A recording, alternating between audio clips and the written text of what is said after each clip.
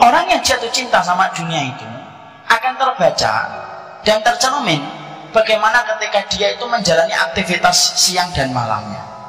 Kalau siang, dia itu memiliki sifat sebagaimana singa. Singa itu lihat ikhwan, singa itu tajam kalau melihat buruan, itu kan singa. Maka orang yang jatuh cinta kepada dunia itu kalau pagi, duha, siang, sore, maka dia itu kekuatannya ekstra, powernya itu luar biasa, tidak ada mati-matinya. Kalau batu baterai, alkalin dia.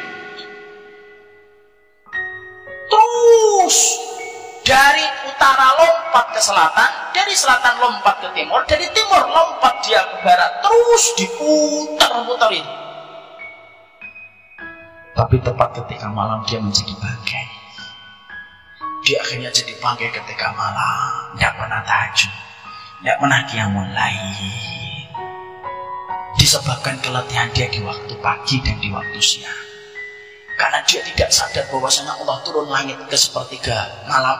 Dia tidak pernah bangun dan tidak pernah punya semangat untuk bangun. Ratusan malam dilewati tidak pernah bermunajat kepada Allah. Tidak ada penyesalan ketika bangun di pagi hari. Tapi ketika ada satu proyek, satu kesempatan, gemericik harta, kok terlewatkan, penyesalannya terbawa sampai 3 tahun pun tidak hilang-hilang.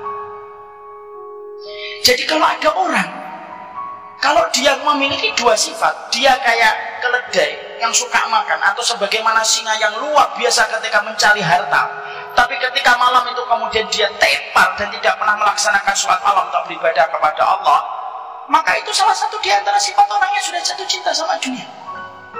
Padahal maaf ya ikhwan, kita nyari rezeki itu memang bagian dari nafkah dan itu wajib. Betul, saya tidak mengatakan mencari nafkah itu haram, enggak.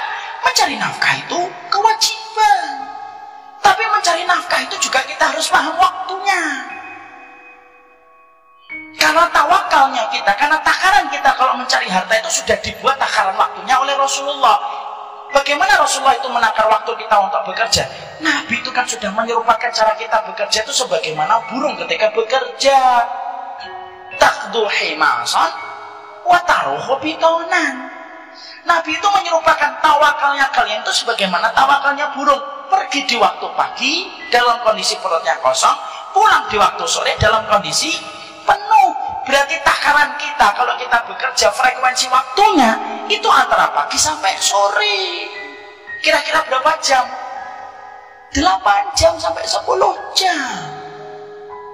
Pulang, mempersiapkan dia dan bercengkrama dengan istrinya dan keluarganya bersama-sama, kemudian dia itu mempersiapkan malamnya.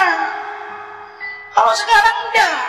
Banyak orang yang selalu mengatakan saya mencari nafkah, berangkatnya sebelum subuh, pulang-pulang tengah malam. Mana ada burung pulang tengah malam? Itu namanya burung hantu.